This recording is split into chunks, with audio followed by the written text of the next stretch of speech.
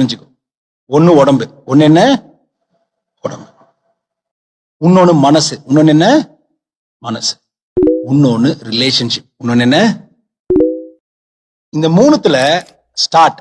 எதை பண்ணா எனக்கு நல்லது உங்களுக்கு தெரிஞ்சது சிம்பிள்.